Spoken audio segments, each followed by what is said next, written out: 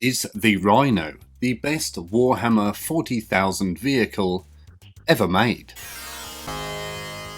So the Rhino, used as an APC by the forces of the Imperium for a long time. I believe Rhino stands for RH140, or it might be RH1N0. I should have written that down, but I didn't. So it may be a 4 or an N. Do apologise if I got that wrong. Now, the Rhino has been a part of Warhammer 40,000 right back since the early days of Warhammer 40,000 Rogue Trader, the first, and some say best, edition of the game. Now, when the Rhino was originally released, it came in a boxed set of three Rhinos in one box for £9.99, and I think we can all agree that sounds like an absolute bargain. Considering you could get a box of 30 Space Marines for the same price of £9.99, that means you could have 30 Marines or 3 squads, each with their own Rhino, for £20. In today's money, that would be about £40. I worked that out really quickly because apparently since about 1986, prices have basically doubled. Although monetary experts might want to tell us the exact value nowadays. The Rhino was later re-released as a single kit in its own box, with very similar looking artwork, although it was still great artwork nonetheless. I think when it was re-released it was £5, so 3 was then going to cost you £15. That's a 50% increase. Still sounds cheap to me though. Go find one of these old Rhinos on eBay now and you'll be paying triple figures almost, especially one of the earlier boxed examples. Now, the original Mark I Rhino was a kit that was superseded by this Rhino. I do apologise for the god-awful paint scheme on there. It's even got a pink underneath. This was a Night Lord's Rhino attempt back in the day. I was fiddling with the idea of painting lightning. It's got a sort of magenta look to it. Anyway, it was released with this Rhino, which I don't think looks as good. It's just too blocky. I liked the round doors and the individual door parts on the front. It's very dusty as well. Anyway, let's jump in and have a look at the original Mark I Rhinos. Warhammer 40,000 Rogue Trader. Likes. In the year 1988, and for reasons unknown, your father and his friends keep popping to the cinema to watch a strange movie called Elvira, Mistress of the Dark. She's a Night Lords fan, don't you know? Check out that tattoo. Anyway, in the month of July, when we were listening to Salt and Pepper at the school summer disco, I was an excellent breakdancer and knee slider, by the way, the Imperial Rhino was released. During the dark age of technology, man's conquest of the stars relied on the impetus of the standard template construct system. These complex analytical and processing systems enabled the colonists to fabricate their basic needs from locally available materials. Although none of these systems are known to function today, many designs derived from them survive as a tribute to humanity's pioneering past.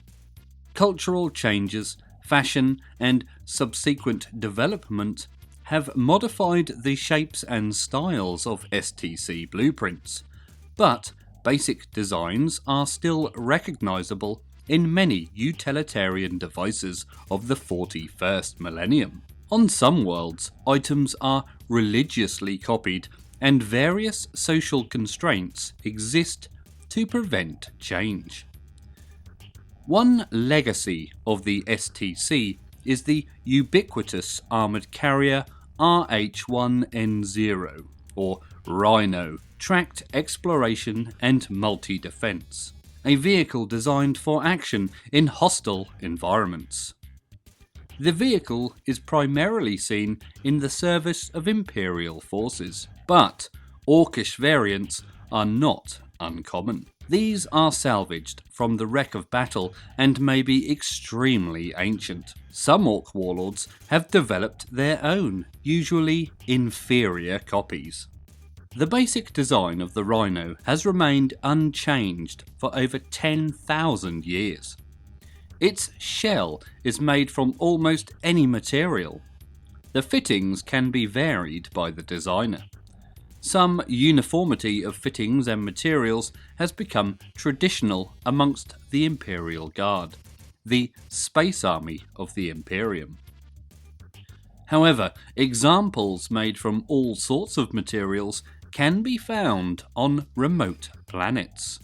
The Rhino has seen action in a wide range of operational theatres. This has led to great diversity in camouflage schemes employed, even though imperial regulations as laid down in the Codex Imperialis are strictly followed by the tech priests of the Adeptus Mechanicus at the time of construction. Once a Rhino is accepted by an Imperial force, its colour scheme reflects its operational role, and camouflage patterns take account of climate, terrain, and vegetation. Occasionally, a Space Marine chapter will simply use its own associated colours. In special cases, particularly bright and garish schemes are used to wage psychological warfare on the superstitious natives of medieval or feral worlds. Orc schemes are predominantly red, following the well-known adage of orcish know what, red ones go faster. It is a testament to the foresight of the STC architects that the Rhino design has proved such a long-lasting one. Part of this longevity is due to the major tenet of the STC system: universality. STCs can be made out of just about anything, and they can be made extremely quickly. For example, during the Badab Wars, the Rebel Tiger Claws chapter suffered early losses of equipment when transports were lost to the warp. To offset the ensuing deficiencies, an emergency building program was instituted, producing thousands of Rhino variants. As the Badab constructors were hounded from production facility to production facility by the advancing enemy forces, they were reduced to using locally available materials, including moulded plastics, compressed organic material, and eventually even plywood. Vehicles constructed under these desperate circumstances later took part in the Colon Salient Suicide counterattack, when a squadron of Rhinos broke through to the Fire Angels lines and detonated a viral missile, causing more casualties in a single day than the Fire Angels had suffered in the entire war up to that point. The Rhino's standard armament is a power field synchronizer, an auto aim, an auto drive, an auto fact, ejector seats, 2 targeters, a communicator, a sensor package which consists of a bioscanner, energy scanner, and rad counter, and medipack. It is armed with 2 bolt guns. Now, some of the first Rhinos we saw were infamous for their crazy schemes and camouflage patterns. So let's take a little wander down memory lane and have a little look-see. These were drawn by expert artist H, no one knows his real name, and coloured by the main men, Colin Dixon and Sid. First up, it's a Blood Drinker's Rhino in Codex Grey. I have to say, back in the day, I did not appreciate the Blood Drinkers. They were always the poor man's Blood Angels. The fake Ninja Turtles t-shirts that your aunt would give you for your birthday. The teenage hybrid karate terrapins, as it were. I had the Bermuda shorts. Bermuda shorts, remember those? So anyway, this is the Codex approved grey scheme, and it's a bit boring. You would expect it to be red. The pipes on the exhausts are red, however. I'm not sure if that's supposed to be red paint or if it's meant to be rust. I do like the bullet holes effect on the front. I might have to steal that. It's an Imperial Guard Rhino up next, and yes, you heard correct, Imperial Guard. The Imperial Guard, hang on, when did they get their name changed? They were the Imperial Army a couple of months ago. I didn't notice the change. I might have to go back and look into that. So anyway, this Rhino is from the Lucky Sevens Regiment. I do like their dice logo. Do you think they hang fluffy dice in their Rhinos? I know I would. This green is quite nice. If I had a load of these, I would consider doing this scheme for a Rogue Trader themed guard force. However, that sounds quite expensive. It's got the red exhaust pipes again. Red or rust, you decide. A Japanese Second World War era Rhino up next. Well, that's what it looks like. I actually really like this one. The red and white work very well together. I'm not sure I would just plop a red circle on there though. What does a circle have to do with medics? Oh, this one's a Codex Incept pattern. I'm not sure what Incept means in regards to this. This Rhino is for a medic, so you could assume it's some sort of ambulance Rhino then. I dig it. And red pipes again. I think we might be starting to see a trend. Almost the opposite up next.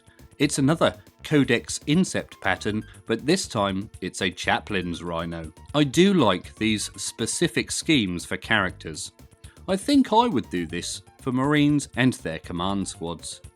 It's a shame 40k moved Marines to Primaris. I have to say I'm not much of a fan of Primaris, but that is a discussion for another day. There's literally no art on this one. No random giant circles. Oh, hold on. There's a little Chaplain badge on the front. That was quite hard to make out. Do I need my eyes tested? Only half the pipes are red this time. Maybe they ran out of red ink on the printer. Check out this sexy Rhino. It's a Crimson Fist Rhino in non-Codex chapter colours. I love this. So far, it's my favourite. The red doors, however, are almost a bit much. They make my eyes bleed a little, but at least it shows I'm alive. I've never seen a Rhino painted like this in the flesh, but I think we might need to change that. This one has some numbers on. I notice it's an actual number and not Roman numerals like we have now. I think I prefer the numbers. It gives them a more militaristic vibe. What do you guys prefer? Argue away in the comments. Holy shit, I changed my mind. This is my favourite. This is a proper eye bleeder. A Crimson Fist's Field Commander's Rhino in his personal livery. This Field Commander has good taste. Good taste indeed. Even the spindly handrails are painted. Those things always broke off. They needed to be made from titanium. Actually, I don't think I've ever seen a Rhino with them glued on intact. Is there a way to do it? No, I don't think there is. It's number 23 this time. Normal numbers again, not numerals. Also, the pipes are red, but I can't tell if that's to match the bright red sides. I do love this one. I might even blow it up and put it on my wall. Yes, I'm a sado. Oh, this one is nice. A Blood Drinker's Rhino in a temperate variable terrain scheme, according to the key. I'm not sure why they couldn't just write it there. I guess the phrase Massacre of Delta 9 took up all the space. Has anyone heard of the Massacre of Delta 9? Does anyone even know what happened there? I would assume that the Blood Drinkers were involved at some point. The camouflage is very nice here. I think it's like a 1980s NATO camouflage, isn't it? It reminds me of one I saw on Andy's Hobby Headquarters YouTube channel. His stuff is amazing, by the way. Go and have a look. Hello, Andy. As you can see, we are back to the red pipes. and I think I'm starting to like them. Now, if you were to take a look at a modern Rhino kit, we have this one painted here for an example, take a look at the tracks underneath. The tread markings, if you hold them in the light and hold them at about a 45-degree angle like so, you can almost make out some writing, and it looks like it appears to say, if you're enjoying this video, then please consider liking it and subscribing to the channel. That means you, Anthony, or Tony. If you are enjoying the content here on the channel, then please consider joining the Patreon, the link to which is in the description below or up here somewhere. Ah, this one looks like it's from a snowy area. It's a Dark Angels Rhino from the Agamemnon Revolt. Did I say that correctly? Another battle I can't say we've heard much about, if anything. Apparently, it was the 4th Quadrant Rebellion, so I'm glad to hear the 1st, 2nd and 3rd quadrants stayed loyal. Good for you. Anyway, this one is wearing Codex approved subarctic tundra camouflage. Glad to see the Dark Angels sticking to the Codex schemes. Unlike you, Crimson Fists. The Imperial Guard 3rd Regiment are up next, and they are called the Wrecking Crew, which reminds me of the Wreckers from Transformers. Was Springer in the Wreckers? He was one of my favourites. Anyway, this one is in a Codex-approved subarctic mountainous camouflage. That sounds very specific. I wonder how many camouflage schemes there were in total. Who came up with them? And how would you get a scheme approved? This one took part in the Tranquility campaign in Task Force Reaper. I think I've heard of the Tranquility campaign. Wasn't that something to do with the Mantis warriors in the Badab War? Or am I getting my Oldhammer mixed up? Someone help me, please. Now, we have to have a little look at the scheme, don't we? It's actually quite nice. Amusingly though, it reminds me of a dog poo half covered in snow, but I guess that's the whole point of camouflage. The Imperial Guard 1st Regiment Big 1 up next. I nearly said Big Red One, as I've heard that before somewhere. Was that a real-life regiment? This is from the skirmish on Bridge Glacier Rigel. Oh, this one is the Badab War again. Maybe there's a connection. This one's wearing Arctic ice cap camouflage. There's a lot of these Arctic schemes, but this one doesn't have the red pipes. Someone forgot to paint them, I reckon. We can't go without the red pipes. Apparently, I have to note the unpainted replacement panel. Is that the bare metal then? And why is it red? Any thoughts, anyone? Is ceramite supposed to be red? The Ultramarines are up next, with their Rhino from the assault on Ikkyo, the last Tyrannic War. I guess it might have been the last at the time of writing. They've had quite a few since then, I reckon. This one is wearing. Is that even the correct term? It feels like it. Anyway, it's wearing subtropical forested camouflage. It's your typical basic green and brown camouflage. Very vanilla, very basic, very, dare I say it, Ultramarines. Cue all the angry Ultramarines players in the comments. I do apologise. No, I don't. A White Scars Rhino up next. And we haven't seen much of these guys in this period of Rogue Trader. This might be one of their earliest appearances. This is from 422 Patrol, the incident on Deathworld Kanak. I wonder what the incident was. Maybe their chapter master was caught in a compromising situation. Maybe he was caught at a works party when he shouldn't have been. This one is in tropical Velt camouflage. Velt isn't a word I use much, if at all. I think the last time I used it was when I played Final Fantasy VI, many moons ago. The little feral kid, I forget his name, came from the Velt, I think. It was like a big open plain. Man, Final Fantasy VI was a great game, and I need to play that again. It's not as good as 7 though, mind you, but close. This scheme isn't much different from the previous Ultramarines scheme, just less brown. Oh, and of course, red pipes. Everybody's favourite Imperial Guard regiment up next, the 8th Regiment, the Necromundan Spiders. This Rhino is from the relief force at the Siege of Fort Wrath. Built next to Fort Ruin, assumedly? We better ask King Theoden. This Rhino is wearing, and I sound like a fashion show now, someone cue up the clothes show music. It's wearing an iron oxide desert camouflage scheme. It's actually quite nice. It's a peachy orange with tanny colours and a yellow. Check out the little spider logo on the front hatch. We need the spiders back now. And now Cadia's gone, hopefully we can have the Necromunda spiders back as our new poster boy regiment. What do you guys think? Would you be happy with the spiders? The Flesh Eaters are up next, and another bargain basement Blood Angels successor. This one is from the Spearhead Force at the Albertine Suppression. Never heard of it. The Rhino is in another desert scheme. This time it's a sulfur oxide scheme. I actually think I prefer this one. The black and yellow give it a kind of tiger stripe look. Very snazzy. Oh, and of course it has the red pipes.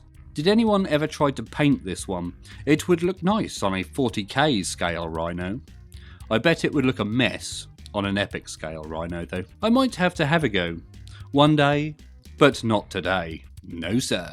Haven't we seen these guys before? It's the Imperial Guard 1st Regiment again. The big one. This time, the Rhinos from the Battle of Kruger Ridge, Crow's World campaign. Kruger Ridge. Do you think that's named after Freddy Krueger? They used to do that a lot back in the day. There's even a planet named after Kylie Minogue. I do enjoy these old Easter eggs. This Rhino is wearing Deathworld Desert Scheme camouflage. Another desert, and not much different to the last one it would appear. The last one is still better, the yellow was brighter. I wonder if they just used the same image and reduced the brightness a little. The next Rhino is another Imperial Guard Rhino, from the Imperial Guard Fighting 9th Regiment, as opposed to the surrendering 6th or maybe the capitulating 2nd. It's from the assault on Tsunami Reef. That's a cool name, it's very exotic. It sounds like somewhere you wouldn't want to build a holiday home though. This one is wearing a salt plane of the ammonium-based variety camouflage. Interesting. The blue on the camouflage is very nice. If I hadn't seen those Crimson Fists Rhino, I would have picked this one. This is my favourite Imperial Guard scheme for sure. It seems I might have a thing for blue. Oh, and there's the red pipes over there. Nice. We have to note the bolter damage on the left flank. Do they mean the marks on the door? Why is that worth noting? The first Rhino had much more notable damage than this one. Am I missing something? So there you go, that was the original Mark 1 Rhino, and some interesting old paint schemes. What did you think of that? Now I have to admit I do really like the old Rhino kit, probably more so than the current kit, but I'm hoping maybe a new plastic kit might supersede it and be better than all of them. Did you have any of the old Rhino kits? I myself had a few. I never had the original triple boxed set, but I did have the old Razorback and the old Predator, and I think I had it again with the re-release around 2nd edition, when it came in a box with a photo of the model instead of the artwork, which is always nowhere near as good. Is it? No sir, no it is not. Do you prefer the newer Rhino variant, this one, or the old plastic Rhino? Now, although I prefer the look of the old one, the new one is considerably more solidly built. It doesn't have those easily snappable handrails on the side, which is kind of a good thing and a bad thing. Those handrails looked really good. Oh, and the flagpoles on the back. Now, if you were to go onto YouTube and search for a man called Leaky Cheese, he did a review on some upgrade parts for the Forge World Demos Rhino, which would give you some handrails and some of the old flagpoles. I'll try and put a card up here for you. This baby being quite noisy on the table. Do you think they'll make a new plastic Demos Rhino for the upcoming Heresy game, which is probably already out by the time you see this video? Hey! He's just thrown my script on the floor. What do you think was the best ever Rhino variant? Back in the day, I was always a fan of the Whirlwind, especially the one that was converted using an old square movement base. Movement base, just an old square base, cut in half to be the rocket launcher. I think it looked considerably better than the Crayola launcher from the 2nd edition and onwards. The Scorpius, however, does look quite nice. But nowadays, looking back, I think I'm probably more a fan of the Predator, especially the old Rogue Trader ones with a round ball turrety thing. What do you think of that Rhino? Not as good as the old one, is it? Are you going to eat it? Which Rhino tastes the nicest? Probably shouldn't eat that. If you want to see some more Oldhammer videos, and we know you do, then check out the playlist up here somewhere. It's not actually there, just put on the video. As always, thank you very much for watching, and always remember to drill your barrels.